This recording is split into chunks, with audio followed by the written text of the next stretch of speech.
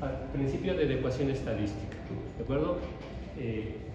Ya hablamos un poco de los datos, del modelo probabilístico, el modelo clásico de acción lineal, ya hablamos del método de estimación, los mínimos cuadrados ordinarios, ya de hecho corrimos regresiones, revisamos las T's de significancia estadística individual, la F de significancia estadística conjunta, el coeficiente de determinación, el R-square, en inglés el the goodness of fitness, la bondad del ajuste, ¿verdad? Ya enfatizamos un mensaje muy importante, que lo que hacemos con una regresión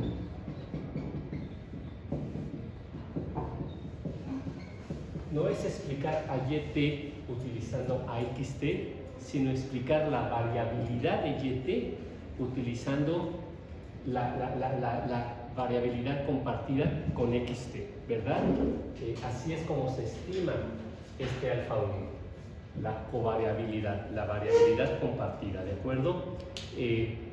Lo siguiente es revisar la calidad estadística de nuestra regresión estimada. Otra vez, ya bajamos datos, ya especificamos una regresión, ya estimamos, ya obtuvimos parámetros, coeficientes o elasticidades, tenemos buenas T's, una buena F, un buen R-square, un buen R-square, coeficiente de determinación, 0.6, 7, 8, 9, próximo a 1, ¿de acuerdo? El siguiente paso, y de eso va esta presentación, principio de adecuación estadística, es revisar la calidad estadística de nuestra regresión estimada, ¿de acuerdo? De eso va. Siguiente, por favor. Miren, ya les hablé de David Henry, es este econometrista inglés que fue el que sintetizó la metodología de lo general a lo particular. De hecho, vamos a ver al final del curso el econometrista que fijó la frontera de conocimiento todavía vigente fue Cliff Granger. Se murió hace 2 o 3 años, recibió el premio Nobel en el 2013. ¿Cuál es esta frontera de conocimiento del análisis econométrico de series de tiempo? El análisis de cointegración. Ambos son ingleses, uno era inglés, ya se murió, Granger, Henry, inglés. Y Granger, que hizo toda su vida en la Universidad de California en San Diego, estaba haciendo una estancia con David Henry, con su amigo, allá en la London School. Y ya se regresaba y le pregunta David Henry a Cliff Granger. Todo esto está en la lecture que da Granger como premio Nobel. Oye, Cliff, le pregunta David, ¿es posible que dos variables I1 generen una combinación lineal I0? Y le contesta, no, pero déjame pensarlo. Esto es el análisis de cointegración. Ver si dos variables I1 pueden generar una combinación lineal I0. Es decir, dos no estacionarias generan una combinación lineal estacionaria, ¿de acuerdo? Este es el principio de cointegración. Entonces es muy bonito la anécdota que estoy platicando. Si bien es una idea de Cliff Granger y le valió el Nobel, en la lecture de Nobel dice, y la pregunta me la hizo David Henry, ¿de acuerdo? Y a mí inicialmente esa era la frontera del conocimiento en los años 70, 80, la respuesta es no. 2 y 1 generan una I1, pero hay una excepción, la cointegración.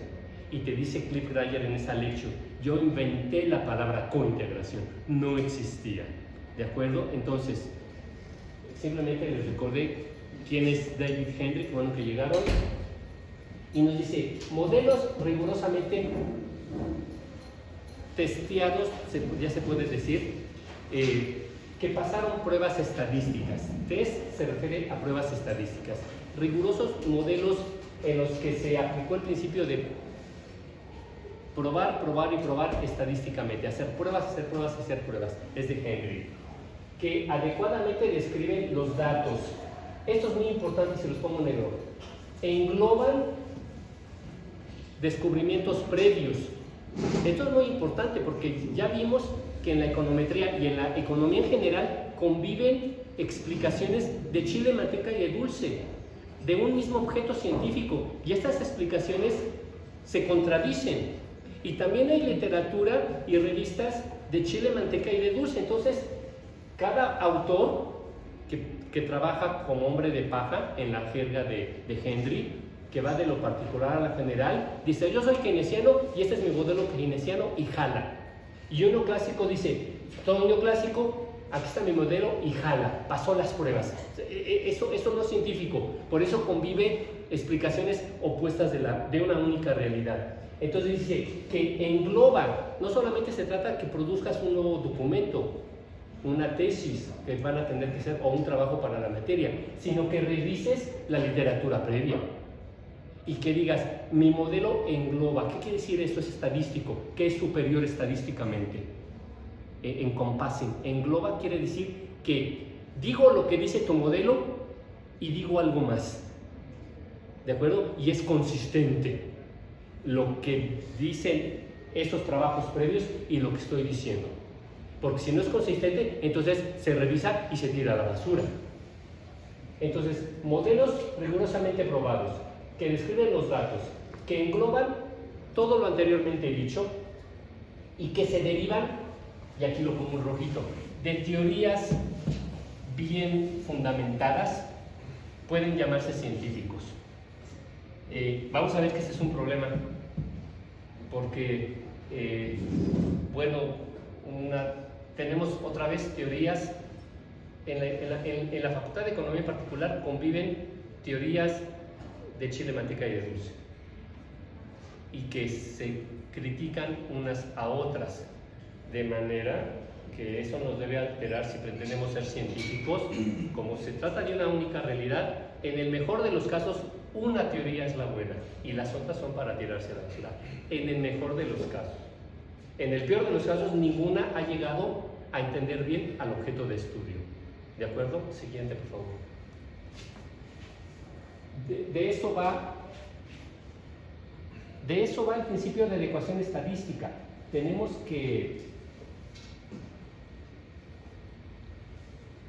que utilizar la econometría como herramienta para discriminar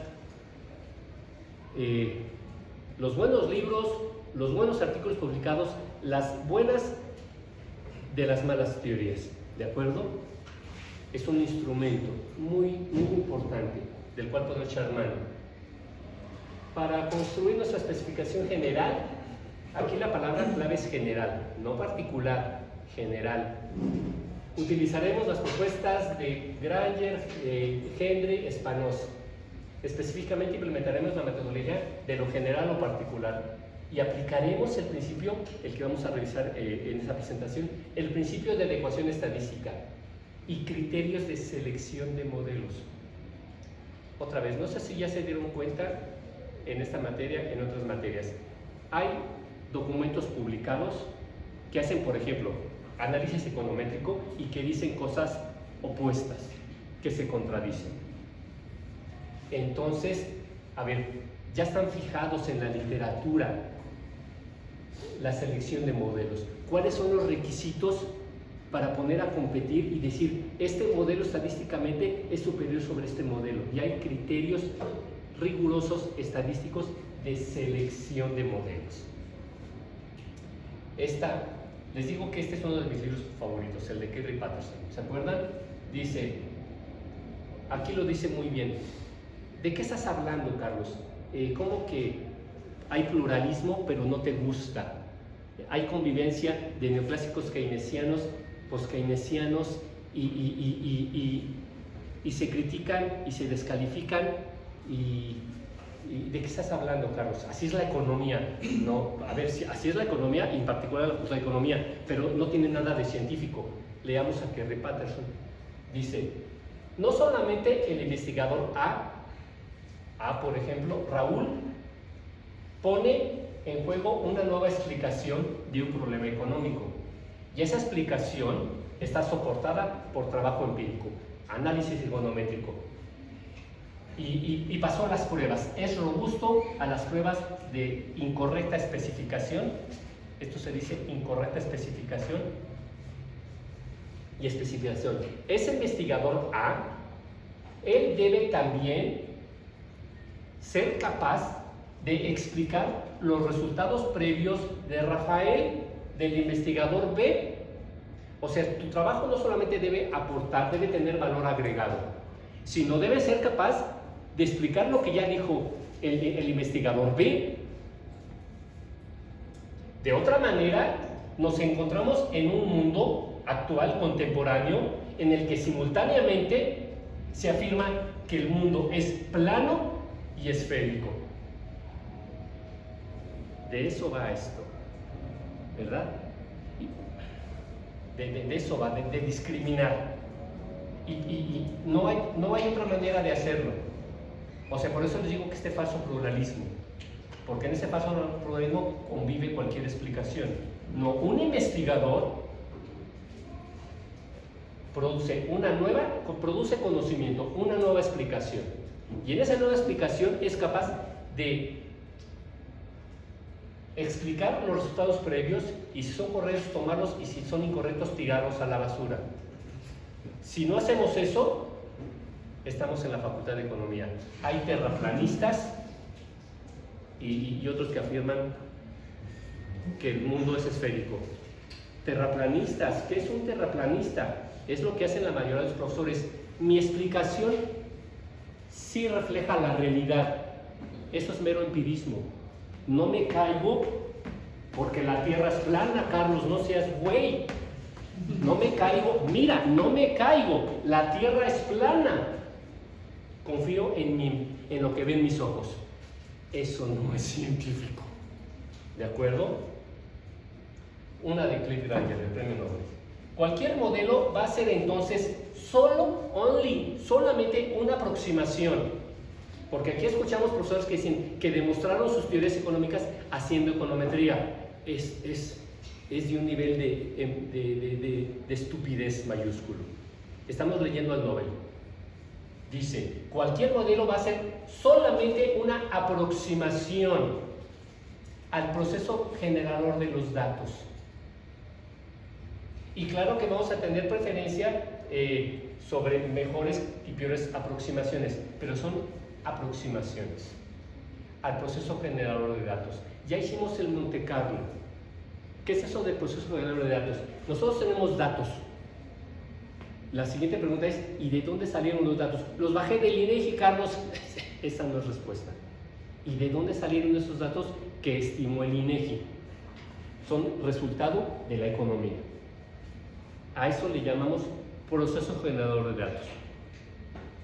Nosotros ya simulamos un proceso generador de datos con el método de Monte Carlo. Generamos nuestras 5000 X, Y y perturbaciones. Y después estimamos y jalamos 500 parámetros. De esa distribución poblacional tomamos una distribución muestral y estimamos para ver las propiedades de los estimadores minutados. Nosotros construimos el proceso generador de datos. Eso es lo que tratamos de hacer cuando hacemos econometría, aproximar el proceso generador de datos, que está allá afuera, es inaccesible. Siguiente. Spanos inventó esta palabreja de, qué bueno que llegaste, el principio de adecuación estadística. Él se graduó, bueno, su tesis se publicó en el 86, fue alumno de Henry, ¿de acuerdo? No sé cuándo habrá, en el 84, 85 habrá obtenido su grado. Aris Spanos. Resume el principio así. Se va a poner un énfasis particular en el problema de la adecuación estadística. ¿Qué es eso? Hay un modelo postulado, un modelo teórico, el modelo clásico de regresión lineal. Tenemos que ver si nuestro modelo estimado se aleja o no y qué tanto de los supuestos detrás de ese modelo. Entonces nosotros ya revisamos el modelo clásico de regresión lineal. Revisamos que tiene, ¿cuántos supuestos? 9, 8 más 1, ¿verdad? Más el 0, 9 supuestos. Entonces, primer supuesto 0, conozco el modelo verdadero, ¿verdad? Conozco el modelo verdadero. ¿Por qué estoy especificando así esto? Porque conozco el modelo verdadero. Ya vimos que es un supuesto muy riesgoso, ¿verdad? Significa que le crees a tu teoría. O sea, puede ser un terraplanista educado, sí, pero terraplanista.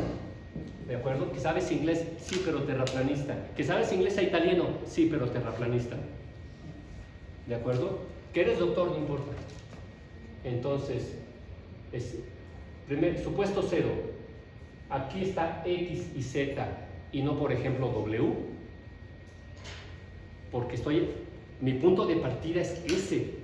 Le creo, conozco el modelo verdadero. Supuesto 1, valor esperado de los errores 0. Supuesto 2, errores homosedásticos y no heterosedásticos.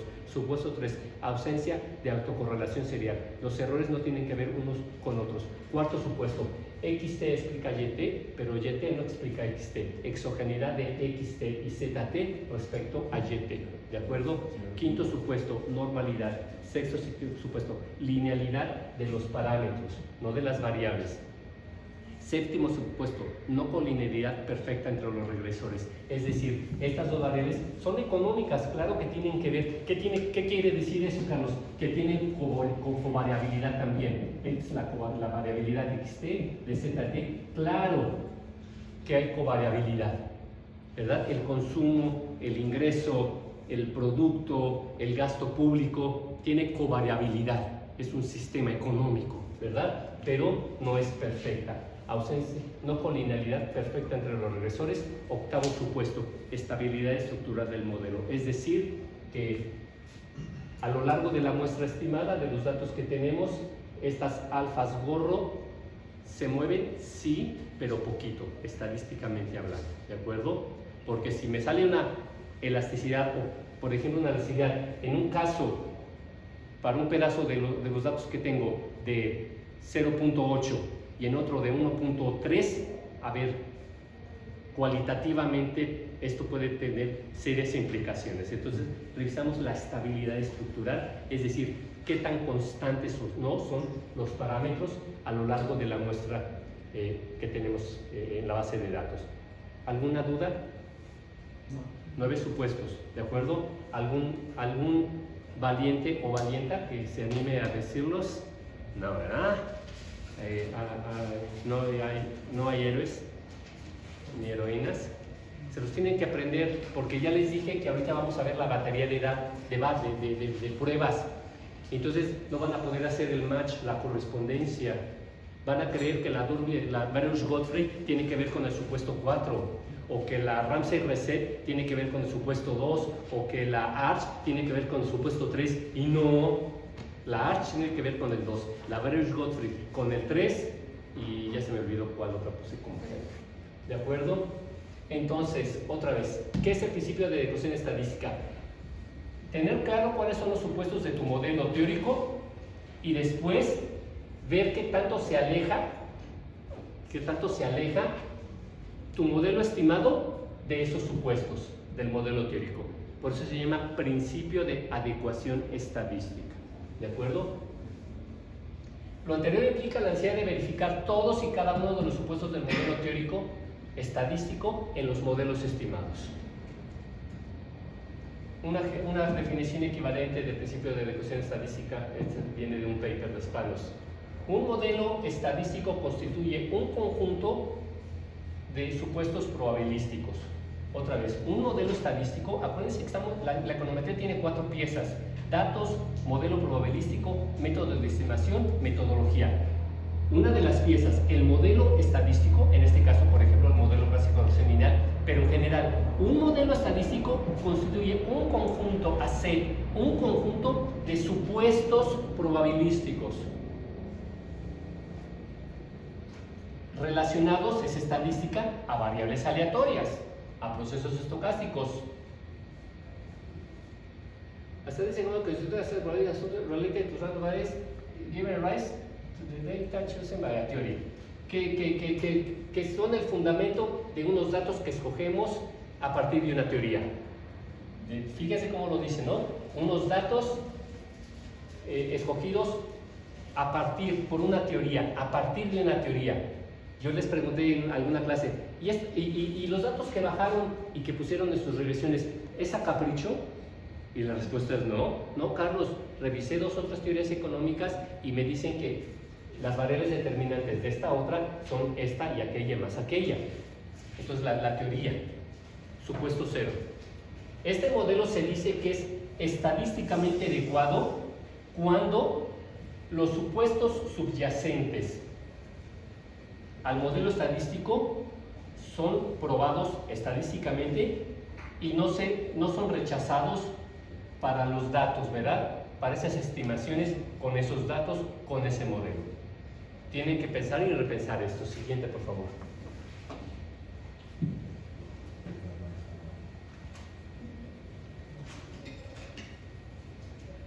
¿Cómo lo dice David Henry? Esta palabreja de ecuación estadística es de Alice Spanos. ¿Cómo lo dice de otra manera David Henry? Vamos a aplicar el principio de test, and test. Probar estadísticamente y probar estadísticamente. Es decir, a lo que nos vamos a dedicar a hacer en 2 o 3 clases, a revisar todo un conjunto, toda una batería, se dice, de pruebas estadísticas. Para revisar la calidad, dicho en general, Rafa, la calidad de tu ejercicio estadístico. Cualquiera puede correr una regresión. La siguiente pregunta es, ¿y cómo distinguimos las buenas de las malas regresiones? De eso va esto. Aplicamos el principio de probar, probar y probar. Test, and test. Entonces, típicamente, esto ya lo hacemos con el software, ¿de acuerdo? Aplicamos toda una batería de pruebas. Típicamente utilizamos una G cuadrada o una F, ¿de acuerdo?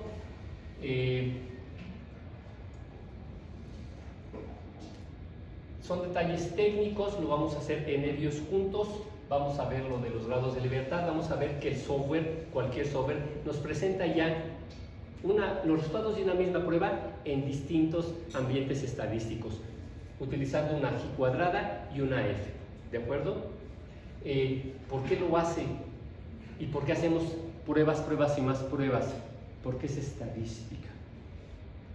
Y no existe la prueba, es decir, no existe la prueba definitiva. Vamos a acumular resultados de pruebas. Y en ocasiones se van a contradecir las pruebas. Es que esto es estadística, ¿de acuerdo? Y entonces, por eso en el software de hoy hay decenas o cientos de pruebas ya automatizadas. ¿Por qué tantas, Carlos? ¿Y por qué hacemos varias pruebas para un mismo supuesto? Por ejemplo, para homocelasticidad, heterocelasticidad. Vamos a revisar aquí 2, la Arch y la White, pero en el software hay 12 o 15 pruebas. ¿Para qué tantas, Carlos? Otra vez, porque la estadística no es definitiva y cada prueba tiene su particularidad estadística y nos pueden arrojar resultados en la misma dirección, es decir, rechaza o no rechaza la nula, o resultados contradictorios. Entonces aquí se dice,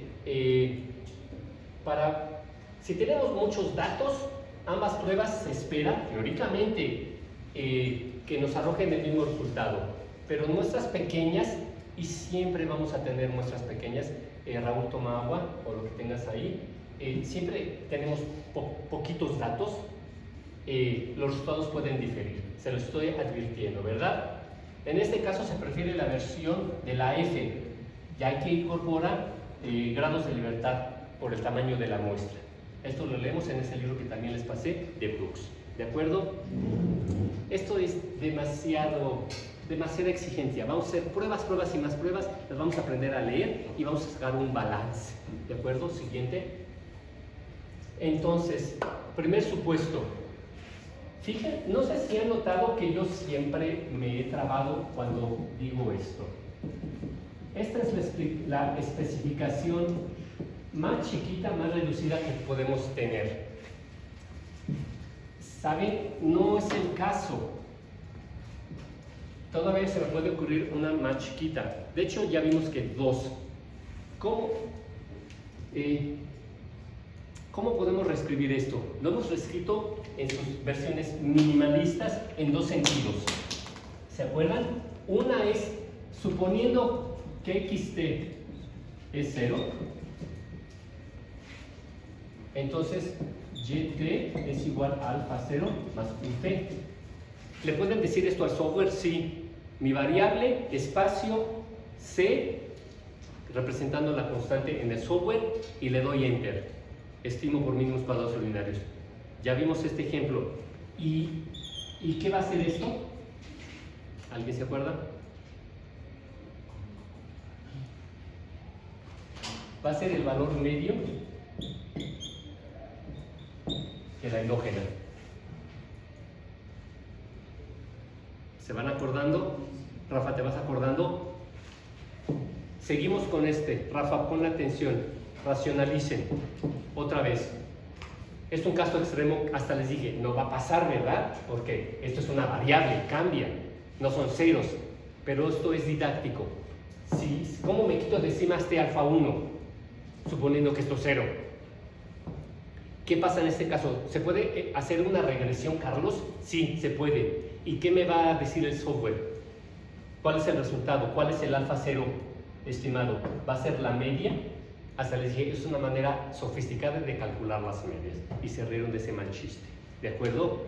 Siguiente. En este mismo caso, ya sabemos que el coeficiente de determinación es el coeficiente de correlación. Se parece mucho al coeficiente de correlación al cuadrado entre yt y... ¿cuál otra yt? Lo vimos en la clase pasada. El yt gorro. O sea, el coeficiente de determinación no es otra cosa más que el cuadrado del coeficiente de correlación entre mi endógena y mi endógena estimada. E hicimos la gráfica. Y por eso esto va entre 0 y 1, el coeficiente de determinación. En esta regresión, en la que solamente tengo una constante, y ya les recordé que el alfa 0 gorro no es otra cosa más que la media, el valor medio promedio de la endógena, ¿a cuánto ascendería el coeficiente de determinación?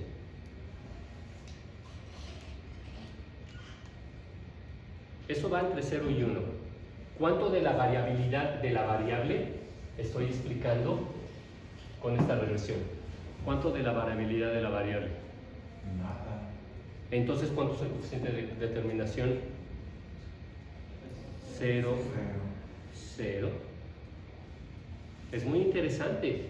O sea, ¿puedo hacer una regresión con una constante y nada más? Sí. Y voy a tener unos residuales. Y esos residuales van a ser la variabilidad de esto. Porque esto representa la media. ¿Y cuánto va a ser el R-square? 0, porque el R-square mide cuánto de la variabilidad de la y te expliqué. Y en esta regresión solamente expliqué la media, no la dispersión, no la variabilidad. De esa no expliqué nada. Por tanto, el R-square sería igual a 0. Ese es un primer caso minimalista de esta especificación. Segundo caso, ¿alguien lo alcanza a ver? Siempre que digo esto, y esta es la expresión más reducida de una regresión, me trabo, y lo debieron haber percibido, porque no es el caso, pero se tiene que enseñar así. Esto es el modelo canónico, pero sí puedo pensar que esto sea 0, sí, entonces me puedo quitar esto. ¿Cuál es el otro caso? Alza la mano. No, esos nunca. Es una regresión. Nunca desaparecen. Nunca. Entonces, que solo hay errores. No, eso no se puede hacer. Yo no le puedo decir yt, espacio y darle enter. Me dice la máquina. No sé. Nunca lo he probado. Pero no se puede hacer una regresión. Por lo menos tienes que tener una endógena y una constante. me quito la constante de encima, es decir, voy a reparametrizar a 1. Acuérdense que reparametrizar en econometría quiere decir reescribir mi especificación. ¿Y cómo puedo reescribir algo? Como hacemos en matemáticas, reescribo. ¿Cómo puedo reescribir? Voy a reparametrizar, voy a imponer esto. La palabra que se pone es impose, imponer, lo cual suena muy mal en la ciencia, ¿de acuerdo? Por eso se utiliza imponer. Y entonces reescribo a 1. ¿Y qué tengo? Dicta Alondra. Si esto es 0, entonces, ¿cómo reescribo eso? Gracias, Alondra. ¿De acuerdo? ¿Qué implica esto? Que estoy obligando a que mi recta de regresión parta del origen. Y eso es gravísimo. ¿Por qué es gravísimo? Sabemos que mucho de la carnita de una regresión es ese parámetro, es el que estoy buscando, ese alfa 1 gorro, que es una propensión o una elasticidad. Es decir, me dice cuantitativamente, se mueve esta variable y ¿qué le pasa a esta variable? Se mueve la exógena y ¿qué le pasa a la endógena? ¿Y eso cómo se mide? Por una propensión o una elasticidad. Y eso va a ser el alfa 1 gorro, que no es otra cosa más que la pendiente de esta recta de regresión. Es la pendiente, tiene una ordenada, alfa 0. Este alfa 0, aquí hay un 0, ¿verdad? Esta es la recta de los reales.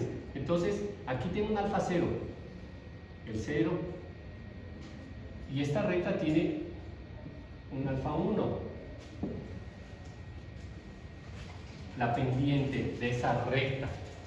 Pero si yo se me olvida ponerle constante, o me parece una buena idea quitarle la constante, ¿qué pasa? Obligo a que esa recta de regresión parta del origen. Y esto es gravísimo. ¿Por qué, Carlos? Porque visiblemente le cambia la pendiente a fuerza a la recta de regresión. Y la pendiente es el valor del parámetro, la elasticidad o la propensión. Entonces, recomendación, y luego la vamos a ir justificando. Siempre incluyan una constante en cualquier especificación econométrica. Siempre. No importa si su T sale significativa o no. La dejan. ¿Cuál es el argumento estadístico? Si es no significativa, es intrascendente que la dejemos. ¿De acuerdo? Pero estadísticamente es necesaria. Lo vamos a ir viendo por qué. ¿De acuerdo? Segunda consideración. Para asegurarnos que nuestro modelo estimado verifique, así se dice, para asegurarnos que nuestro modelo estimado verifique el primer supuesto de nuestro modelo probabilístico, el valor esperado de los errores es 0, en este caso, la media de los UT-borro sea 0. Para asegurarnos de este supuesto, basta con que nuestra especificación tenga una constante, una ordenada al origen. ¿De acuerdo? ¿Por qué, Carlos? ¿Vamos bien? ¿Vamos bien? Ya estamos pensando el primer supuesto. Se trata de pensar y luego apuntar. ¿Por qué, Alondra? ¿Por qué todos y todas? Ya tienen esto en un PowerPoint. Ya tienen libros. Lo otro es, apunto para que no se me olvide. No, ahí están los libros. Luego estudian. Ahorita venimos a pensar juntos. Estamos pensando principio de adecuación estadística. Ya lo definimos. Tiene que ver con aplicar el principio de probar, probar y probar estadísticamente hablando.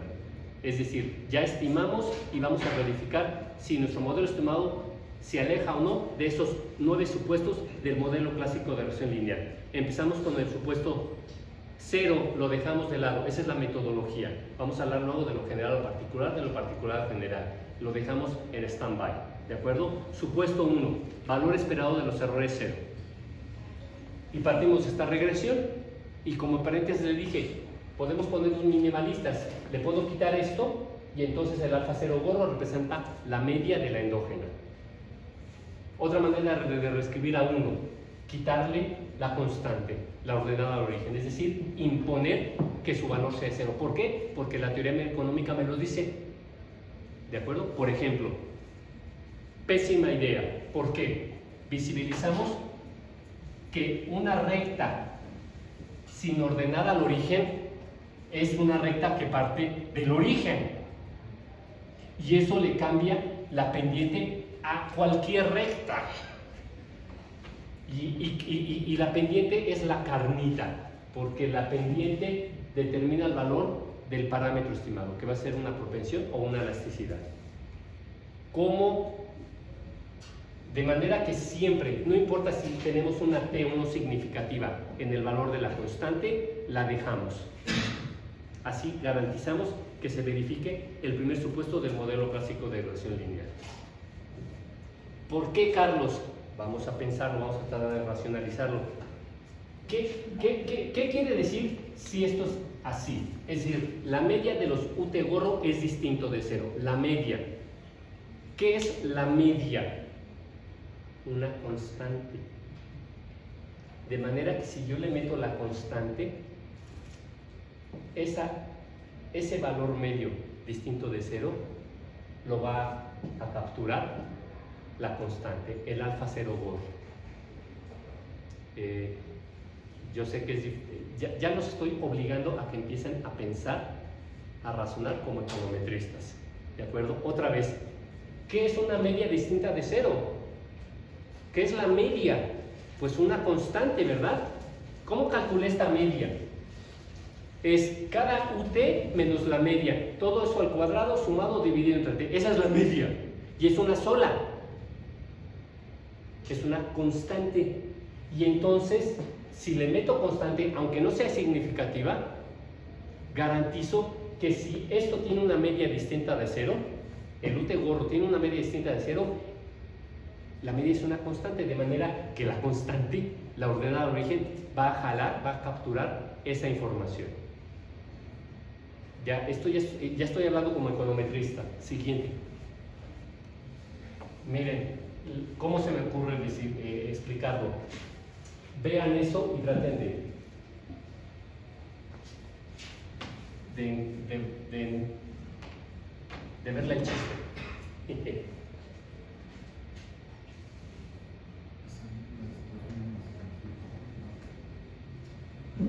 Primero, espero que lean. Esto es un lenguaje matemático, ¿verdad? O sea, tengo una afirmación, tengo otra afirmación, reescribo, tengo otra afirmación y llego a una conclusión. Pero con ecuaciones, con variables, parámetros y numeritos.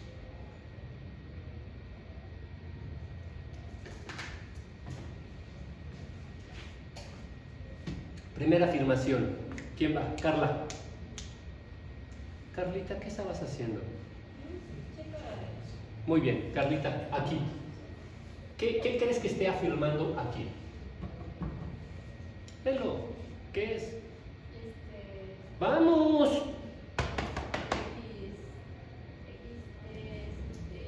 Es igual a alfa. Léelo, por favor. Xt es igual a alfa 1, xt 1 Menos 1 más UT. ¿Qué le falta a esta regresión, a esta especificación?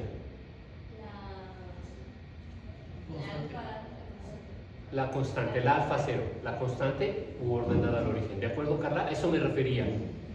¿Qué otra peculiaridad tiene esa? Entonces, a ver, ya estamos explorando el supuesto 1. Y de entrada ya les puse una regresión en la cual excluyo la constante, lo cual les dije, nunca lo hagan. Primera peculiaridad de esa especificación. Segunda peculiaridad de esa especificación. Sí, no es el valor de una variable en t y el valor de otra variable en el mismo t, sino en t más 1. Tercera peculiaridad de esa especificación. Que si alfa vale 1, pues, No. Todavía no veas esto, de aquí. Entonces nada bien. Tiene otra. Sí, eso. Que la variable se está explicando a sí misma. Sí, pero se puede hacer, sí, pero siempre con rezago. Ajá. ¿De acuerdo? A ver, esto es un modelo autorregresivo de primer orden, se dice. Y es el modelo más exitoso que puedan escribir y hacer. ¿De acuerdo? ¿Por qué? ¿De qué depende el PIB trimestral de la economía mexicana? Estamos ahorita entonces, nada más tenemos datos del cuarto trimestre del año anterior. ¿De qué depende el PIB de un trimestre? O la formación bruta de capital, o el gasto público, o las exportaciones, las importaciones. Del PIB pasado, de la formación bruta del capital del Ajá. año pasado. Entonces, en resumen, ahora dime dímelo en términos generales, no particulares. Claro. ¿De qué depende el valor de una variable en T? El valor de una variable en T depende... En primerísimo lugar de esa variable en T-1. ¿De acuerdo? O sea, si necesitan pronosticar y les piden pronóstico para 5 minutos o 1 minuto después, hacen un autorregresivo.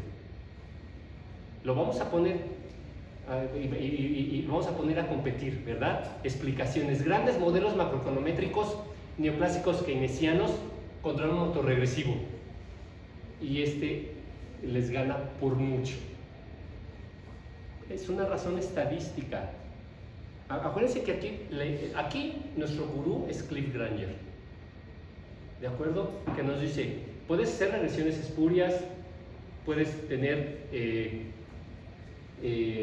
resultados sin sentido, todo tiene que ver, haciendo econometría, todo tiene que ver con las cualidades estadísticas de tus variables en juego, de tus procesos estocásticos. Y entonces, aquí estoy reconociendo eso. Este alfa 1, ¿qué valor le estoy fijando? No 0. ¿Qué implicaría si yo les digo que piensen que este valor es 0? Este alfa 1 0. El tiempo pasado no va a explicar A ver, que esta variable, el estado de esta variable en este T no tiene nada que ver con el previo. Ajá. 0 pues 0. ¿Esto es posible? No, piénsenlo al revés.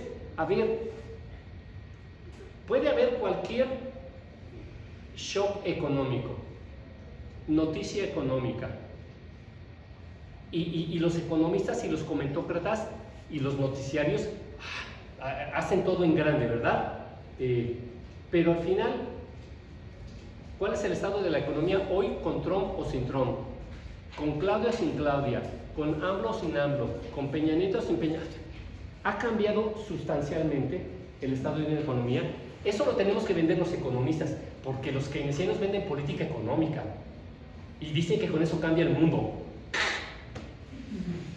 A ver, las economías crecen 2 o 3 puntos porcentuales, históricamente. Claro, hay matices, y los matices son muy importantes, ¿verdad? El incremento en el salario mínimo, por ejemplo, con AMLO, ahorita con Claudia, ¿verdad?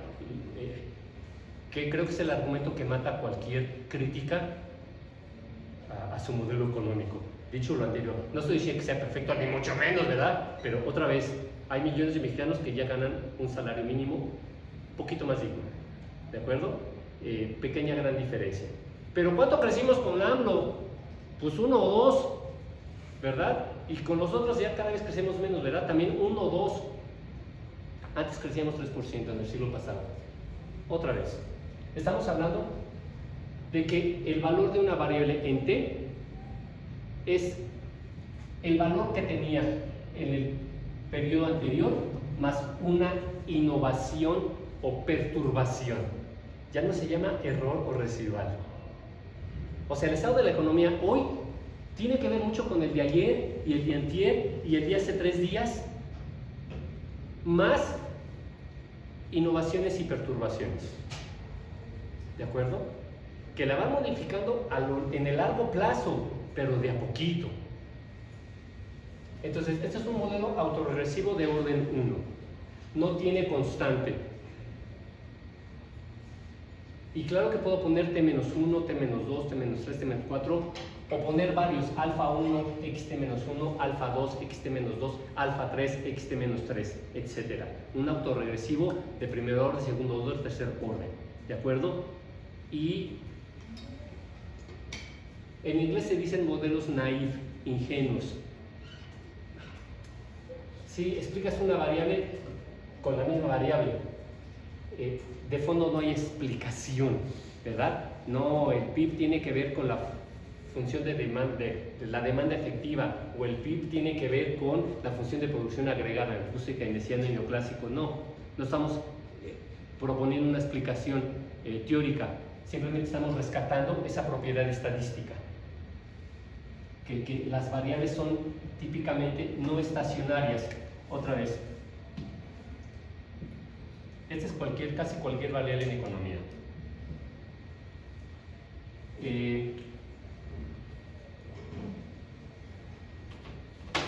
¿Qué hubieran puesto si les pido que la dibujen para allá? Pues algo así, ¿verdad? Y si les pido que si la sigan dibujando, pronosticando para 10 años, ¿qué hubieran puesto? ¿Qué hubieras puesto, Rafa? Y vamos hasta haciendo una línea, ¿no? Así son muchas veces los pronósticos. O sea, ¿qué estamos rescatando? Esa propiedad clave que nos enseñó Cliff Granger, la no estacionalidad de los procesos estocásticos en economía y finanzas. Las variables son no aplanadas. ¿Qué quiere decir eso si lo modelamos econométricamente? Son procesos autorregresivos. Lo vamos a ir practicando y entendiendo con el tiempo mejor. Estamos en el supuesto cero. Entonces, ¿qué estoy afirmando aquí? Que el alfa 1 es 1 y ¿qué afirmación? ¿Qué implica esta afirmación? Alguien más, por favor. Vas, chica. Nombre. Estefanía. ¿Qué estoy afirmando ahí? Que la estimación... ¿Qué es esto? ¿Qué estoy afirmando aquí? ¿Qué es esta? ¿Qué letra es esta? El promedio de los errores. ¿Cómo? El promedio de los errores o estimaciones no es igual a 0. Ajá. ¿Y eso te crea problema? ¿Te saca roncha o no? Sí, porque viola el primer supuesto. Entonces estoy afirmando que en esta regresión sin constante, y puse la regresión más simple que se me pueda ocurrir ahora sí, un autorregresivo de orden 1, un AR1, así se escribe, proceso, pero eso es un paréntesis, me salió muy feo. Proceso autorregresivo de orden 1. La media de los errores es distinta de 0. Y esto es un problema si utilizo el modelo clásico de centralidad. Estoy violando el primer supuesto. Fíjense que es un contraejemplo, dirían los matemáticos. A ver, primer supuesto, valor esperado de los errores 0. Les dije que no importa si se sale significativo o no, siempre la dejamos la constante. ¿Por qué? Porque si no le alteramos la pendiente, o sea, el valor del parámetro estimado. ¿Por qué? Porque la constante me jala. Si los errores tienen media distinta de 0, esa información que es una constante me la va a jalar, la va a capturar la constante, la alfa 0. ¿Por qué? Este es un contraejemplo. Una especificación en la que no hay constante. Es un autorregresivo, el más simple, de orden 1.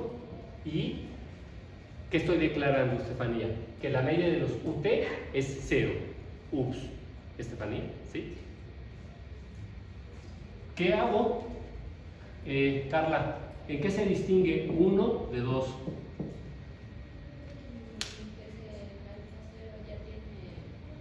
Ya hay un alfa 0. Ya hay un alfa 0, ¿de acuerdo? Así se dice. Aquí no había constante, Carlos, en 2 ya tienes una constante, que está representada por la alfa 0. ¿De acuerdo? ¿Y qué hice aquí? ¿Qué hice aquí?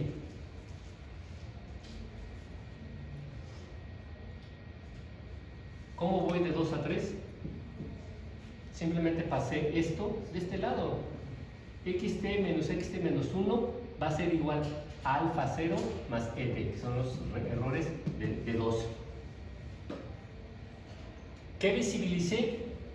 Que en esta regresión que viola el primer supuesto del modelo clásico de regresión lineal, porque no tiene constante, los UT no son otra cosa más que dos cosas, la suma de dos cosas. El alfa 0, la constante y las perturbaciones originales. ¿Me expliqué? Tienen que pensarlo y repensar. Estoy explorando el primer supuesto y les dije otra vez, ¿por qué siempre una constante? No importa si es significativa o no, porque así nos garantizamos, aseguramos de que nuestro modelo estimado valida el primer supuesto. ¿Por qué? Porque la media es una constante. Y si mi modelo tiene una constante, aunque mis resultados tengan una constante originalmente, esa información, la media, la captura el alfa 0. Con otras palabras, un modelo sin constante, lo corrijo, modelo con constante, ¿verdad? Y visibilizo que este UT, ¿qué es este UT? Este UT es que este es un problema de especificación, es un error de especificación. Esta es la mala. Este es el modelo verdadero, pero lo desconocía. Especifiqué 1, pero es el modelo falso. El verdadero es 2. De manera que a continuación lo único que estoy evidenciando es que, ¿y entonces qué es UT? Como este es el verdadero, entonces UT no es otra cosa más que la suma de este alfa 0 que no hay ahí, más la perturbación, como tiene que ser, una innovación. ¿De acuerdo? Bueno, tienen que pensarlo.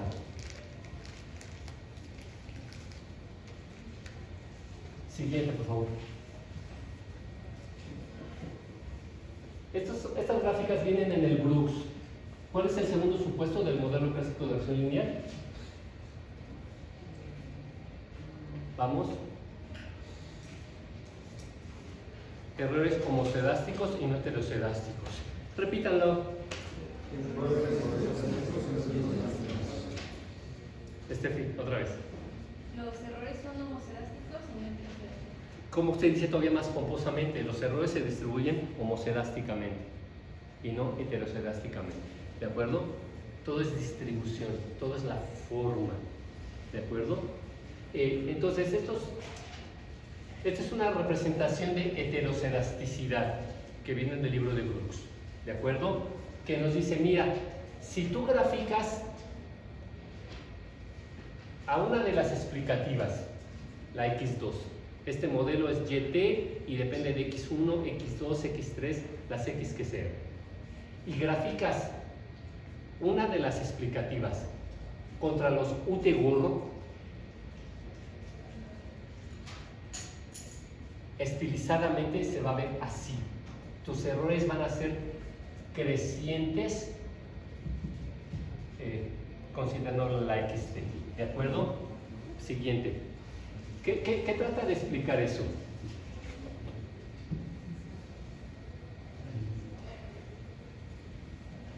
Esta es la especificación, nuestro punto de partida.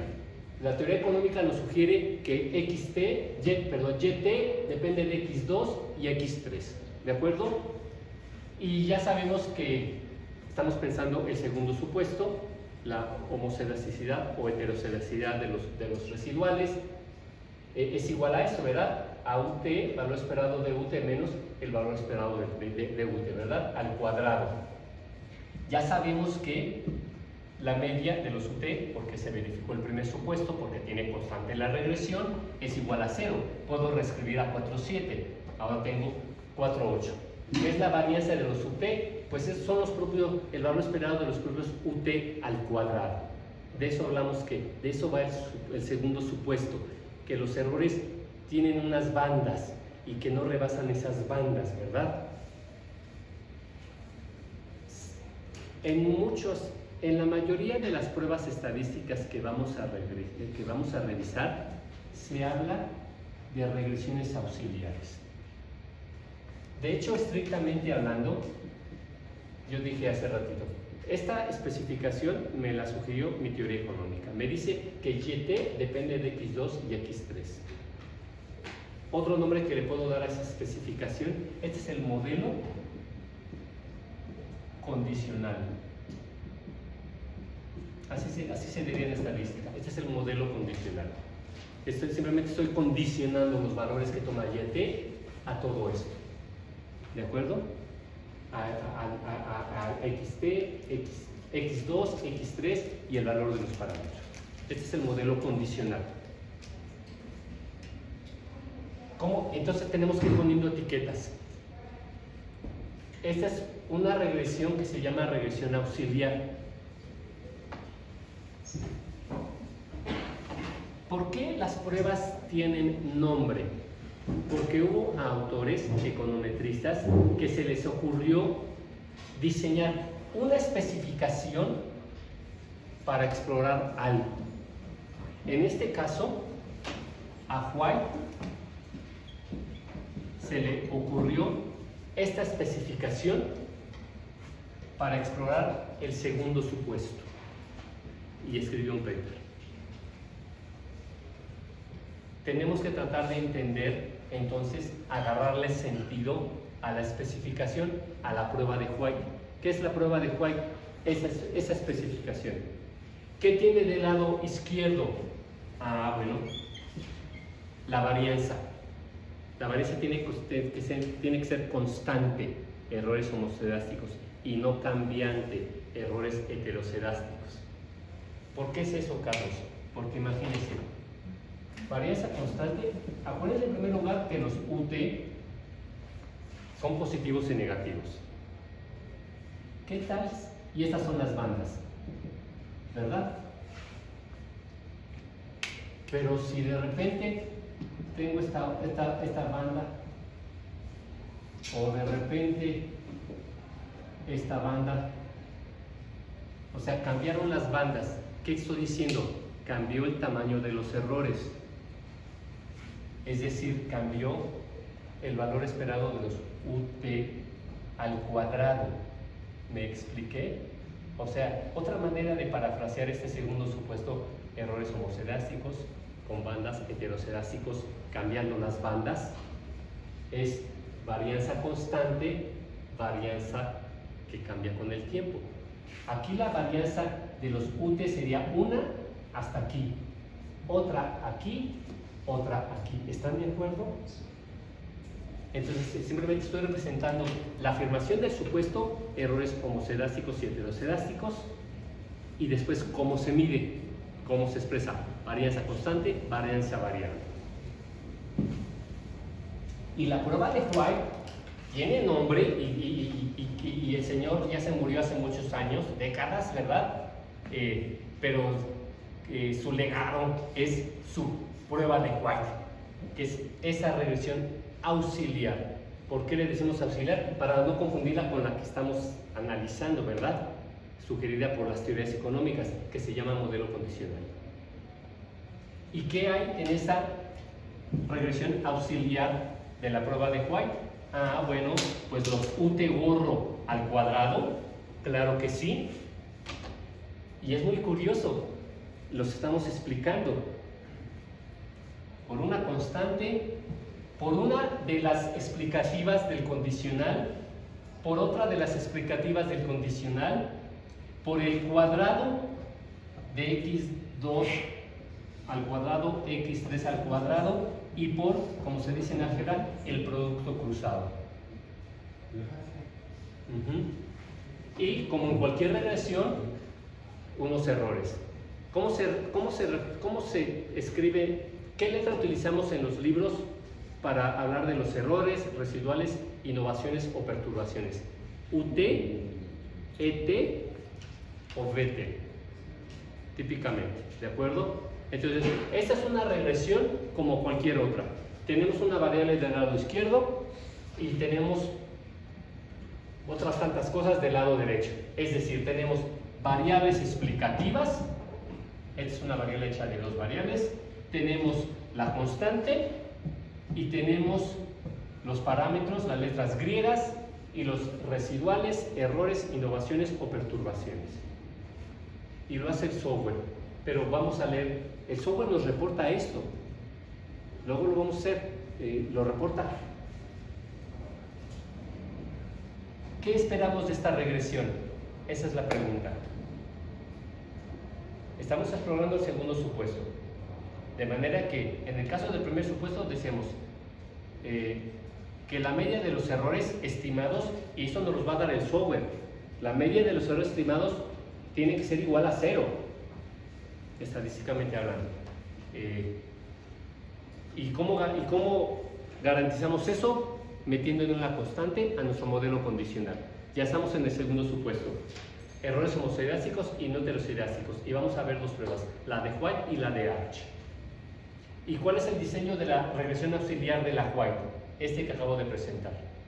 La siguiente pregunta es, ¿y qué espero? ¿Qué dirían? Otra vez, se trata de pensar las cosas. No creer que con informarnos estamos pensando. El reto es pensar. ¿Qué espero? Ya hice mis datos, ya corrí mis regresiones, ya estoy explorando el segundo supuesto, ahí está la prueba de White, le doy un clic, la máquina lo va a hacer todo. Así. Tenemos que entender la teoría detrás. ¿Qué espero de esta regresión? ¿Para dónde voy? ¿Dónde? Gabriel. ¿Qué espero de este alfa 1? ¿Qué quiere decir esta pregunta en primer lugar? ¿Qué valor va a tomar este alfa 1 corro? De eso va la pregunta, ¿de acuerdo? ¿Qué espero es qué valores voy a obtener? ¿Verdad? ¿Qué dirías, Gabriel?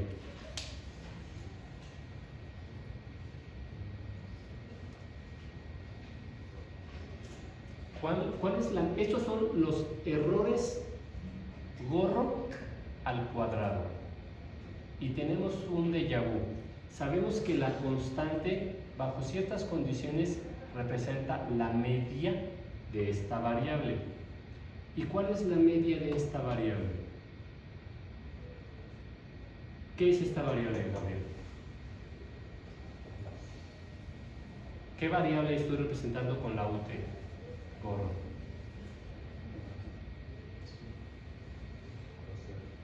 Sí, Gabriel, con más ganitas. Los errores, innovaciones, perturbaciones. ¿Cuáles errores? De mi modelo condicional.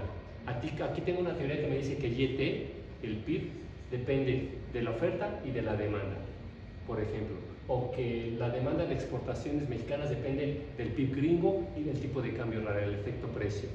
O del consumo, depende del ingreso y la riqueza. A ver, eso es lo que estoy estudiando. Y como en cualquier regresión, tiene unos errores, residuales, innovaciones o perturbaciones. UT. Esta regresión de White está construida sobre esa regresión. Jalé los UT gorro, el software lo jala. Los eleva al cuadrado. Y corre esta regresión auxiliar. ¿Qué espero de este alfa 1 gorro? Esto es un déjà vu. Tiene que ver con la media de esta variable. ¿Cuál es la media de los UT gorro? Primer supuesto. ¿Qué te dice el primer supuesto?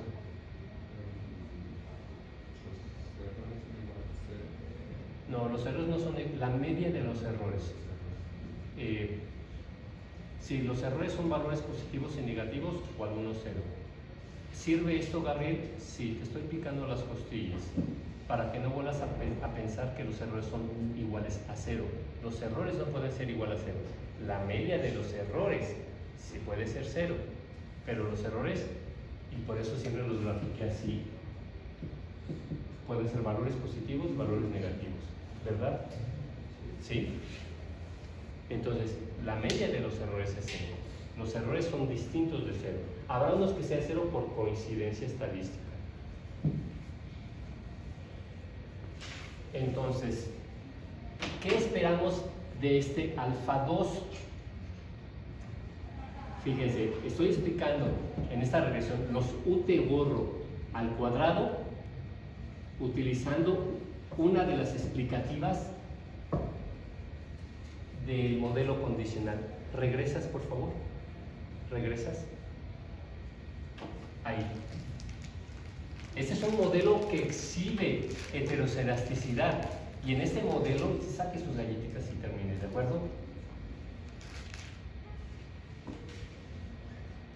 ¿De qué estamos hablando, Alondra? Del segundo supuesto. ¿Y esta gráfica qué exhibe? Estamos viendo los errores homocedásticos y los No, errores heterocedásticos. esta gráfica que exhibe Presencia de heterocedásticos. es de heterocedasticidad. Cuando digo saque sus galletitas, es que termine de sacar sus galletitas y deje de hacer ruido y ponga atención, no sacando una por una. Esta gráfica exhibe heterocedasticidad. ¿Por qué la exhibe? Porque te dice que los errores, los UT gorro, van a ser... ¿Aquí hay un patrón de comportamiento o no hay? ¿Cómo van a ser los siguientes tres? ¿Pueden adivinarlo? Sí, Carlos. De manera que esta gráfica exhibe o no un patrón. Exhibe un patrón. ¿Cómo es ese patrón? Los errores UT gorro van creciendo conforme va creciendo la X2. ¿Qué esperan del parámetro que asocie a estas variables? ¿Que sea cero o distinto de cero? Claro que sí, distinto de cero, porque visiblemente se mueve esta y esta va creciendo. Y si les digo, y me voy hasta acá, ¿qué errores van a tener allá, UT gorro? Pues hasta acá, Carlos, o hasta acá, Carlos. Entonces sí tienen que ver una con otra. ¿Por qué? Porque esta gráfica sugiere heterocedasticidad, lo cual no nos gusta, ¿verdad, Estefi? No nos gusta. Ahora sí, siguiente, por favor. De manera que, ¿qué espero de este alfa 2 gorro? Que sea... no, ¿qué espero? En el caso favorable.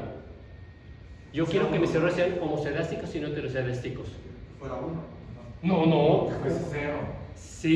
Cero. Piénsenlo bien. Cero.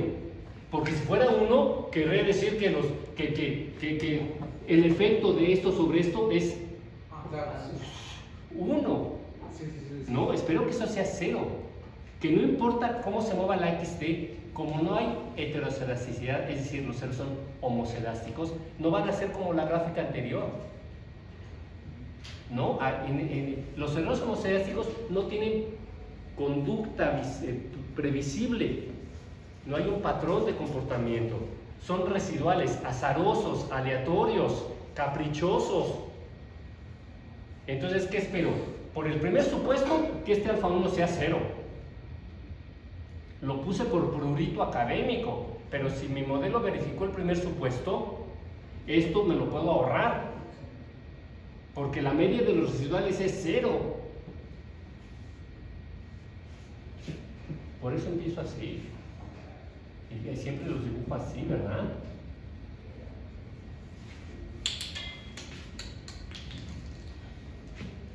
¿Qué espero del alfa, de la siguiente, del alfa 3?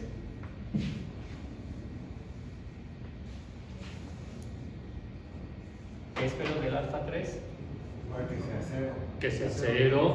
¿Qué espero de esta alfa 4? Fíjense que es muy curioso, porque una prueba, si bien se diseña para explorar un supuesto, siempre tiene otros colaterales.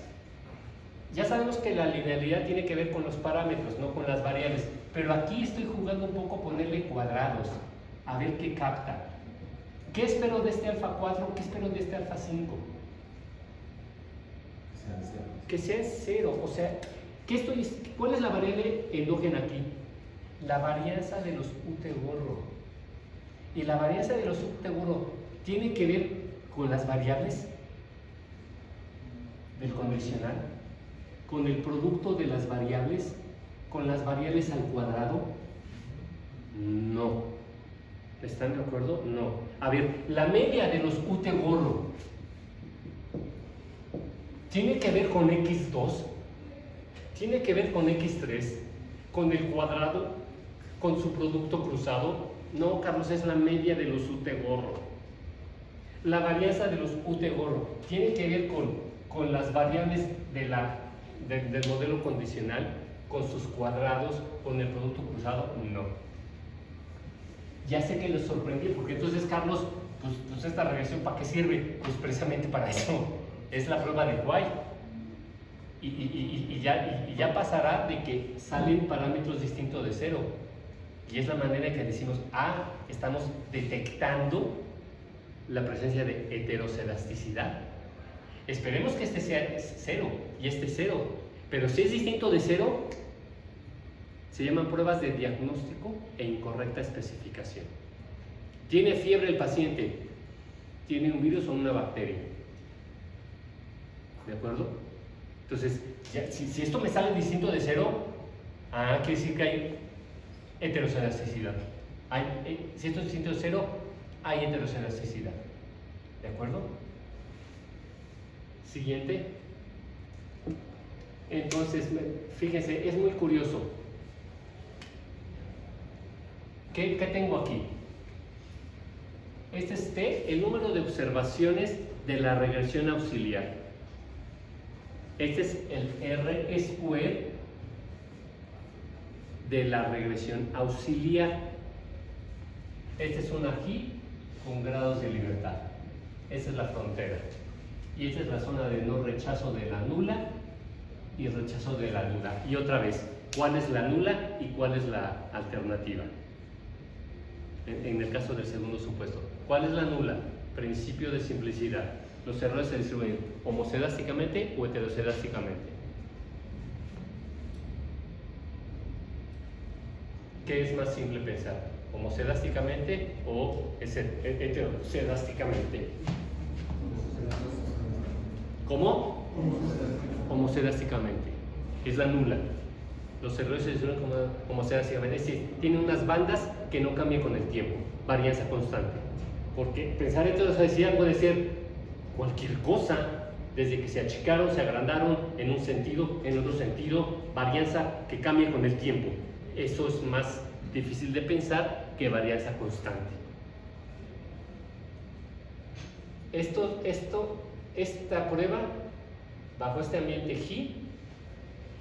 G cuadrada, utiliza el número de observaciones de la regresión auxiliar y el R square de la regresión auxiliar. Rafa,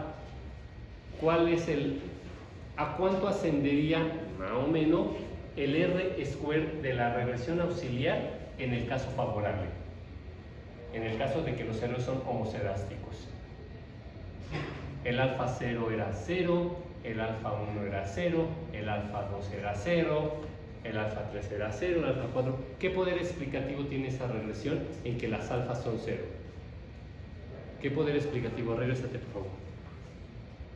La pregunta es, ya vimos que esperamos, en el caso favorable, que la varianza no es sensible, no responde a que x2 se haga más grandota, o que x3, o su cuadrado, o que su producto cruzado. Ya quedamos que en el caso favorable, todas esas alfas son 0. ¿Cuál es el caso favorable? Errores homocedásticos y no heterocedásticos. Errores con una sola varianza y no con una varianza que cambia a lo largo de nuestra muestra de datos. ¿Cuál sería el R square en esta regresión? 0. Aunque cueste trabajo al principio pensarlo, tu cerebro te lo dice, pues va a ser 0, Carlos, no estoy explicando nada de esta variable, y ese es el caso favorable. Ahora sí, la siguiente. De manera que número de observaciones, por ejemplo, tenemos 100, 200 observaciones, T, pero multiplicado por un R square que es 0 o casi 0, numéricamente, 0 estadísticamente, ¿en qué zona vamos a caer? ¿La de rechazo o no rechazo? No rechazo. En la zona de no rechazo de la nula, que es errores homocedásticos y no heterocedásticos. ¿Sí?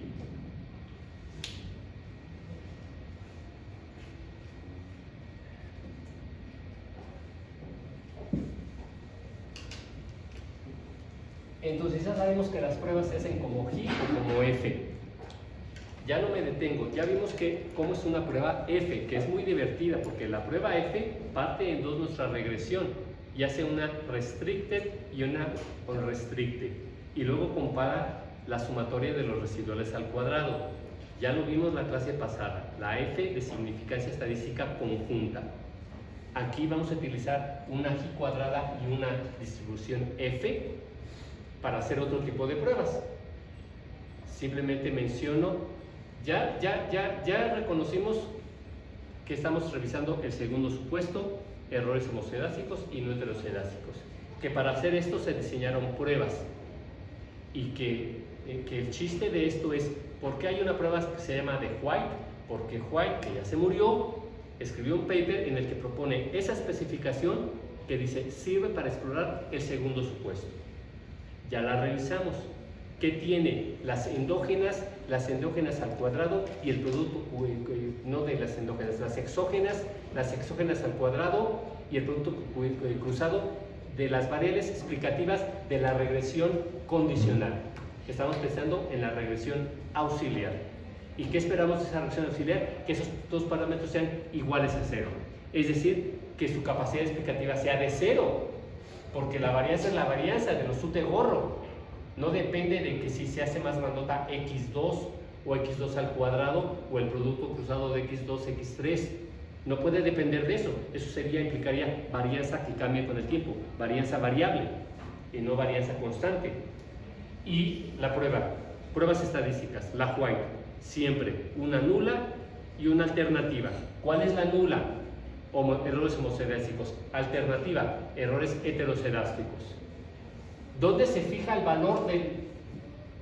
Porque este valor... Ay, me quedo muy feo aquí, perdón. Este valor está determinado en tablas, dados ciertos grados de libertad. Podemos revisar la G y nos va a decir, este valor es 3.18, lo que sea. ¿De acuerdo? Pero ¿cuál es el valor de mi prueba? El que obtengo multiplicando número de observaciones por el cociente de determinación obtenido en la regresión auxiliar. De manera que tengo 100 observaciones. Y esto fue 0.01, digamos, 0.05. Ah, bueno, pues entonces ese valor va a estar aquí, en la zona de no rechazo de la nula. Entonces la afirmación cualitativa va a ser, mis errores se distribuyen homocedásticamente y no heterocedásticamente. ¿Comentarios? ¿Dudas? Entonces todos los supuestos se pueden violar. Bueno, pues sí, potencialmente sí. ¿Y qué nos queda del modelo clásico? ¿Sabes? Pero otra vez, esa es la estrategia del Stroman, la pregunta sobre la violación. Y sí, esta presentación se llama adecuación estadística, pero ya sabemos que el meollo está en construir la mejor especificación de lo general a lo particular y luego, con base a criterios estadísticos, reespecificar y quedarnos con la versión más parsimoniosa, no la más grandota, sino la más ajustada, que no pierde información, ¿de acuerdo? Con estos criterios, porque en otros cursos les enseñaron y les van a seguir enseñando que se trata de pasar las pruebas y eso crea el fraude en las ciencias, extendido especialmente en la economía y en el análisis económico. Dices que tu modelo pasó pruebas y cambian los resultados. Eso se llama fraude y existe y es común y corriente. Y por eso los autores no te comparten sus bases de datos, porque en el momento que te comparten sus bases de datos para que tú repliques tu ejercicio, descubres sus mentiras. ¿De acuerdo? Entonces, en otras ciencias existe el principio de replicación. Tú, científico, dices que hiciste esto y de tal manera yo lo voy a replicar. Y si llego al mismo resultado, estamos haciendo ciencia. Si no, tus resultados son fraudulentos. Existe el principio de replicación, que es la ley, como lo dice la Academia de Ciencias de Estados Unidos, es la regla de oro de las ciencias, la replicación. Para saber que tenemos conocimiento duro, sólido. En economía no te comparten los datos. porque es una declaración, ¿verdad? Hice fraude, ¿cómo te voy a compartir mis datos? ¿De acuerdo? Entonces, no nos importa si pasa... ¿Ese vaso es usted? ¿Ese vaso? Sí, es mío. ¿No hay un Estamos vaso? en clase.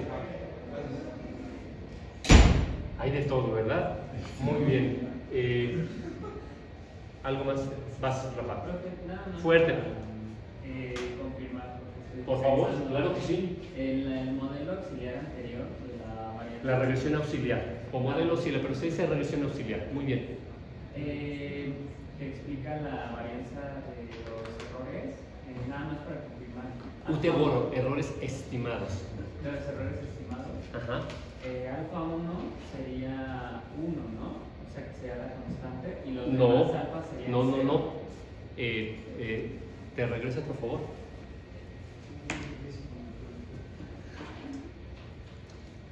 ¿Qué representa? Por eso a Gabriel le dije, no es que esto sea la media de la endógena, pero bajo ciertas condiciones, así lo dije, representa la media. Y ya en alguna clase les dije, esto va a ser un dolor de cabeza. Siempre tiene que estar presente en cualquier análisis econométrico, sea significativo o no. Y va a ser un dolor de cabeza porque lo siguiente es, ¿y cómo lo interpreto? Ahorita les estoy proponiendo la explicación, la interpretación más, la primera, la más simple. Esto tiene que ver con la media de esto. Déjame jugar al extremo. Impongo que este alfa 2, alfa 3, alfa 4, alfa 5, alfa 6 son 0. Es decir, reescribo esto. Y entonces, ¿qué me queda? UT-GORO al cuadrado es igual a alfa 1 más los propios residuales, los BT. ¿Cuánto va a ser el valor de esta alfa 1, GORO? ¿Qué representa, para responder, Rafa, cómo lo vas a pensar? ¿Qué representa esta alfa 1 en esta especificación minimalista? ¿Qué representa? Si yo corro una regresión en la que solamente tengo una constante, ¿qué me representa el alfa 1 GORO? La constante, la media de la endógena. ¿Te acuerdas? La media de la endógena. ¿Y cuál es la media de esta endógena? Echando mano del primer supuesto que ya verificamos. ¿Cuánto es la media de los UT-GORO? 0. Con las ganitas. 0. 0. De manera que ¿cuánto va a ser este valor? 0. No 1. 0. Entonces, tenemos que pensar pasito a pasito, ¿verdad? ¿Cuánto va a ser esto? ¿Qué representa esto? Pues algo así como la media, Carlos. Me deshago de todo eso para pensar el argumento. Alfa 2 igual a alfa 3 igual a alfa 4 igual a alfa 5 igual a alfa 6 igual a 0. Hipótesis conjunta. Todo es 0. Reespecifico, me quedo con esto. ¿Qué me representa este alfa 1? La media, siempre. Una regresión en la que solamente tengo una constante, el alfa 1 me representa la media de la variable del otro lado, de la endógena. En este caso, de los UT-GORO al cuadrado. ¿Y cuál es la media de los UT-GORO? 0, por el primer supuesto. Pero si fuera distinto de 0, la media, violamos el primer supuesto, esto sería así. Ajá. Esto es interesante porque típicamente los supuestos van de la mano. Tienes problemas con un supuesto y eso acarrea problemas con otro supuesto. O sea, son como, por eso se llaman pruebas de diagnóstico. Me duele la panza, pero no sé, comí pesado, pero no desayuné, pero de repente tengo fiebre, pero hice abdominales. Es todo un cuadro diagnóstico. Y entonces nuestra evaluación tiene que ser global. Si hacemos uno por orden analítico, pero nuestra evaluación va a ser global. Principio de la ecuación estadística. ¿De acuerdo? Sí, supuesto por supuesto, pero global. porque un supuesto nos habla de otro y de otro. No sé si me expliqué, ¿de acuerdo? O sea, vamos conservando la información. Otra vez, ¿qué quise decir? Si hubiéramos violado el primer supuesto, ya saltamos al segundo supuesto, y eso implicaría que yo espero que este alfa 1 gorro sea distinto de 0, porque ya violé el primer supuesto y esto me representa la media, algo así. ¿Sí, Rafa? ¿Algo más? Siguiente, por favor. Siguiente. Vamos ahora con la prueba de Arch. Vean la prueba de Arch. Arch es un acrónimo. Es heteroscedaticidad condicional autorregresiva. Ya vimos ya vimos los modelos Arch. Ya vimos un modelo AR1, un autorregresivo de orden 1. ¿Se acuerdan? Alguien que me dicte. Díctame un autorregresivo de orden 1, el que se te antoje. Alguien, ayúdalo. Vas. XT igual a alfa 1, XT menos 1 más QT. Perfecto. Es un autorregresivo de orden 1. Es una variable explicada por sí misma. ¿De acuerdo? Esto es un modelo A1. Autorregresivo de orden 1. Si es información trimestral, pues típicamente le pondremos aquí un 4. Después vamos a ver por qué. Es un principio de Granger. Comparar mismo trimestre del año anterior, mismo mes del año anterior. Han hecho esto como receta, ¿verdad? Pues cuando calculan tasas de crecimiento. Ver el estado de una variable con la observación análoga del pasado. No comparamos el crecimiento de este trimestre con el inmediato anterior, sino de este trimestre con el mismo trimestre del año anterior. ¿Estás de acuerdo conmigo, Carla? ¿Sí? ¿Has oído esto? ¿Gabriela han oído esto? Entonces, o mismo mes del año anterior, junio contra junio, mayo contra mayo, lo que sea, ¿verdad? Y esto lo explicó Granger también. Es pruebas de no causalidad en el sentido de Granger. Es un principio de Granger también. Le dieron el Nobel, lo dice la Academia Sueca, por su análisis de integración, por su análisis de la causalidad, la prueba de la causalidad de Granger y algo más. ¿De acuerdo?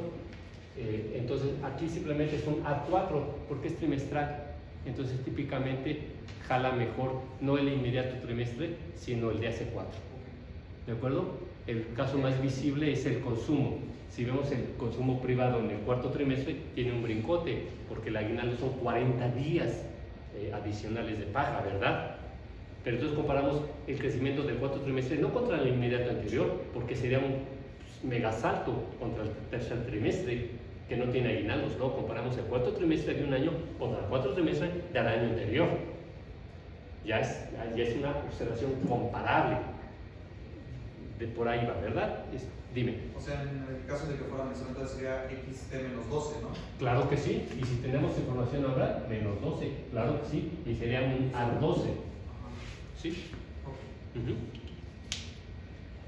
Esta es la prueba de Arch, autorregresivo, condicional, heterocelástico. La 411. Lo siguiente es, quiero que la racionalicen.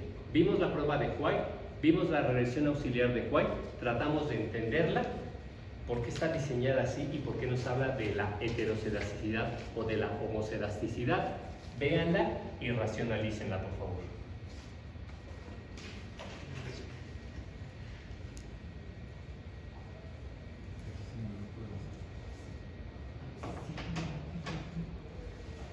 ¿Alguien? Es muy sencillo, es muy visible, pero siempre dudan de ustedes mismos. ¿Cuándo se van a quitar esa sensación? Cuando se pongan a estudiar. Mientras van a seguir, mejor no hablo porque río el tepache. Se tienen que poner a estudiar para ganar confianza. A ver, ¿por qué? A ver, en primer lugar, ¿por qué explorar el segundo supuesto, esta prueba de Arch? Bueno, porque visiblemente, ¿qué tengo del lado izquierdo? ¿Cuál es la endógena? Pues la varianza, ya que veamos qué es la varianza, los UT gorro al cuadrado. ¿Y cuál es la carnita de esta regresión auxiliar? ¿Qué tenemos del lado derecho? Pues la alfa 1. ¿Y qué tengo? Pues son los mismos UT gorro al cuadrado rezagados a la 1, a la 2, a la que se me antoje. Siguiente pregunta. Pues ya está aquí la respuesta, no la vean. ¿Qué espero? ¿Qué espero de esta alfa 1, de esta alfa 2, de esta alfa 3? Que sea 0. O sea, 1. Esto espero que sea 0 porque representa algo así como la media. Y ya verificamos el primer supuesto. La media de los UT gorro es 0. Y luego, ¿para qué sirve este primer cubetazo de agua fría hablando de las regresiones auxiliares? Ya descubrieron, ahorita Carlos medio te entiendo, es que yo ya estoy analizando esto como econometrista, o sea, yo estoy explicando esto por esto, y debe haber alguna información que me ayude a explicar la varianza de los UT gorro. No, pues la varianza es un estadístico, porque si la varianza de los UT gorro depende de la varianza anterior y la anterior de la anterior, porque esto implica que los de UT dependen de la UT-1 y de los UT-1, UT-2 y UT-2, UT-3. Y si tengo 50 datos, tengo que decir esto 49 veces, ¿verdad? Entonces, otra vez, los UT gorro al cuadrado tienen que ver con los UT gorro al cuadrado de ayer y de antier y del día anterior de antier. No me hace sentido como econometrista, porque eso significaría que esto se mueve, que hay determinación temporal, que la varianza de esta tiene que ver con esta y esta con esta y esta con esta y esta con esta. ¿Puedo sacar tantas varianzas como quiera? Sí, acuérdense, se supone que lo hicieron en un Excel, porque tengo 50 datos y le saqué la media y la varianza utilizando los 50 datos. Pero ¿puedo hacer lo mismo con 49? Sí. ¿Y con 48? ¿Y con 47? ¿Ya lo vieron? Otra vez, tienen 50 datos, 100 datos en su base de datos. El PIB en volumen, 100 datos, trimestral. Le sacan la media. Sumaron todo entre 100. Le sacan la varianza. Y eso es una varianza. Pero, ¿saben? En lugar de 100, ahora les digo, utilicen 99 datos. Y luego 98, 97, 97, 95, 94, 93, 93 y hasta me voy hasta el mínimo número de datos. Y van a tener tantas medias, ¿verdad? Como esto, y tantas varianzas. Y luego hacen esta reversión, esta varianza explicada con esta varianza, con esta varianza, con esta varianza. ¿Qué espero? Que estos sean 0, si no habría dependencia temporal de la varianza, es decir, habría varianza cambiante.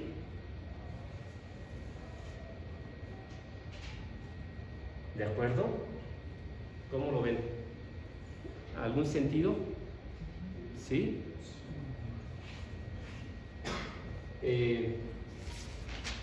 Fíjense, también como la prueba de White, la prueba de H para explorar un poco la linealidad. Ya sabemos que la linealidad se refiere a las letras griegas, a los coeficientes o parámetros, pero aquí estoy elevando cosas al cuadrado, entonces de repente capto alguna no linealidad de las variables, no de los parámetros. Pero al final del día, esto todavía es. Me comenta Grecia que fue a escuchar a Aries Espanoso. A ver, él empezó hablando de esto, como si hubiera, empezó hablando de lo mismo.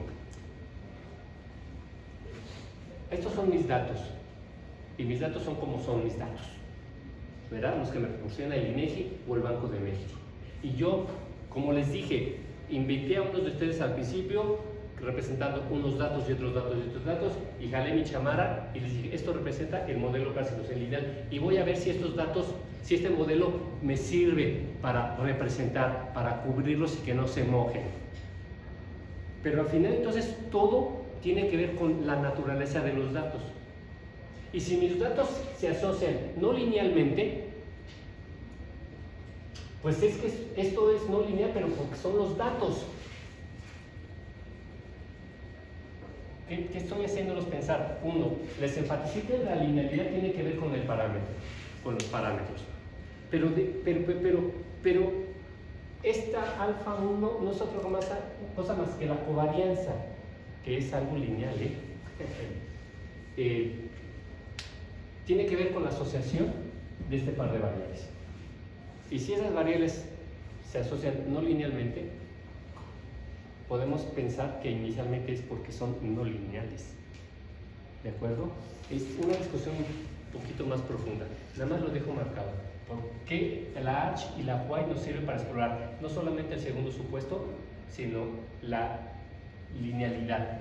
Porque aunque la linealidad tiene que ver con los parámetros, estoy elevando al cuadrado las perturbaciones. Y en la Y, las variables, y eso puede captar no linealidades. Traté de explicar un poquito eso. ¿Va?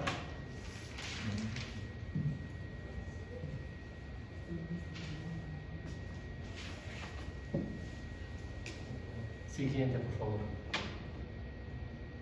Fíjense, rápido, no lo lean. Esto ya lo tienen en su casa, ¿de acuerdo? En su celular. ¿Qué pasa? A ver, si violamos el primer supuesto, esto es gravísimo. Oye, Carlos, la media de los errores es igual a 0. Ya sabemos que es gravísimo porque eso implica que le cambiamos a la pendiente al parámetro estimado, a la propensión de la elasticidad. Y eso cualitativamente nos puede llevar a cometer errores, ¿de acuerdo? Violación del segundo supuesto. No big deal. Es decir, el modelo deja de ser blue. Ya no es best linear unbiased estimates. Porque va a tener, acuérdense que lo de best quiere decir, tiene que ver con la variabilidad, ¿verdad? De los parámetros estimados. Y si la varianza es cambiante de los residuales y no constante, eso implica que mis estimadores van a tener mucho más variabilidad, varianza, que la deseable. Nada más lo dejo señalado, dejan de ser blue, ¿sí? Fíjense que aún aquí estoy cargando con esa manera de hacer econometría vieja que critican estos autores, porque estoy pensando en qué problema causa que viole un supuesto y cómo lo arreglo. Pasó por sus cabezas. Entonces, ¿cómo lo arreglamos, Carlos? No sé si les pasó por su cabeza. Sí, ¿verdad? Es natural. Bueno, dejan de ser blue, hay heterocencial. ¿Cómo lo arreglo, Carlos? A ver, la econometría moderna te dice que no tienes que ser minería de datos. No se trata de arreglar para que tu modelo pase las pruebas. Eso es torturar y hacer que los datos confiesen lo que tú quieres que diga. Eso es minería de datos, en el peor sentido de la palabra.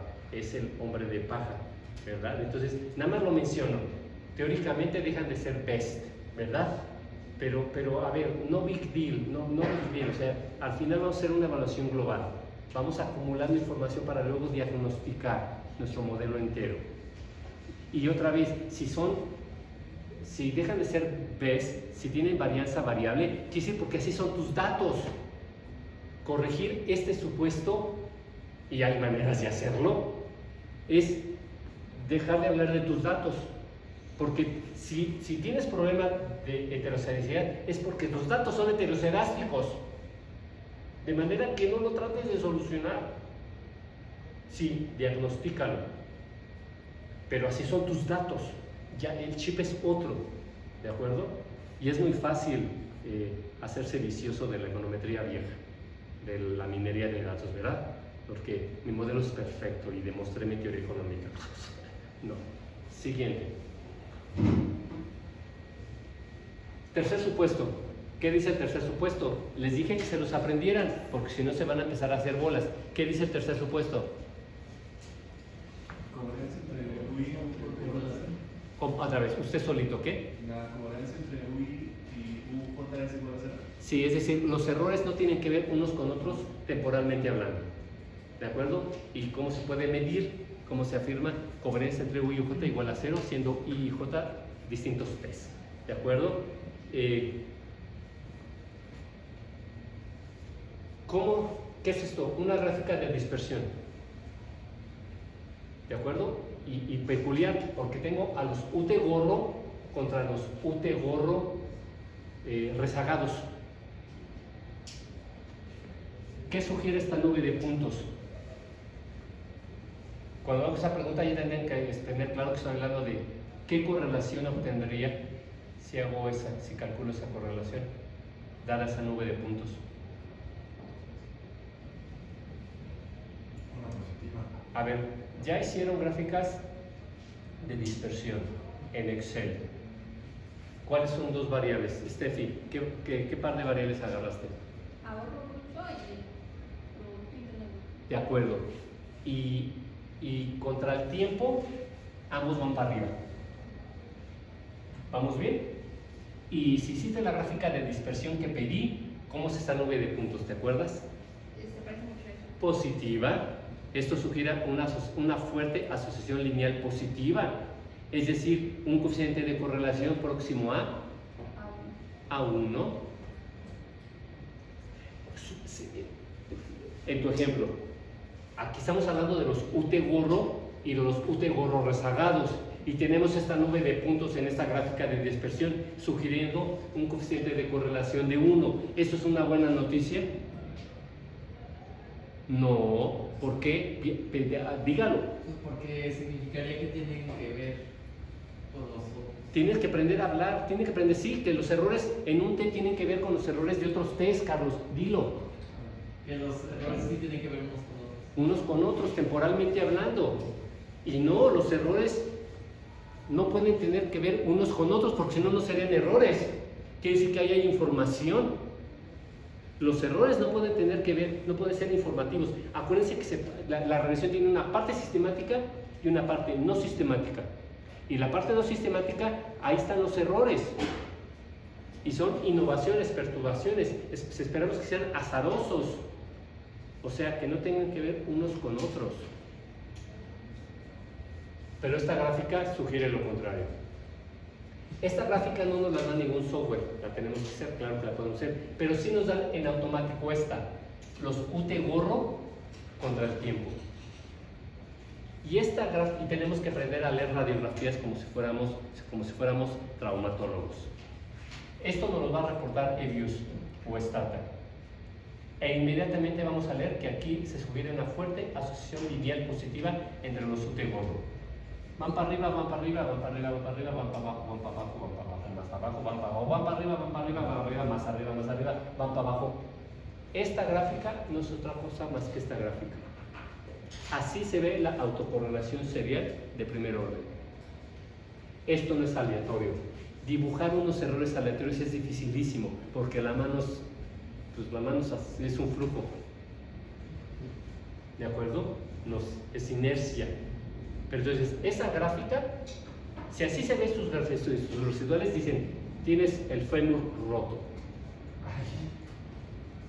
Es de las peores cosas el tercer supuesto.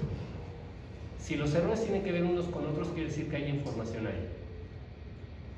¿De acuerdo? ¿Por qué, Carlos?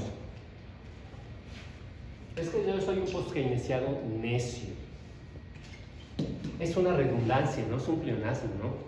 Post-keynesiano necio. Es un pleonasmo. Deberían reírse. Pero ya sé que tienen profesores y profesoras post-keynesianas. Ya que sea post-keynesiano es que es necio. ¿Eh? Ya cualquier post-keynesiano es necio. Por eso, entonces eso es un pleonasmo. Post-keynesiano necio, pero bueno. Y él cree que ese es el modelo verdadero. ¿Sabes? No. Déjame decirte, este es el modelo falso, por eso está en rojo. Falso. El modelo verdadero, en verde, es YT, alfa 0, alfa 1, XT, más alfa 2, ZT. Pero tú no quieres reconocer que ahí va ZT. Eres un necio post-keynesiano. ¿De acuerdo? O neoclásico, como guste. Entonces va a correr este modelo falso. Y va a hacer toda una revisión de la literatura y va a decir, hay evidencia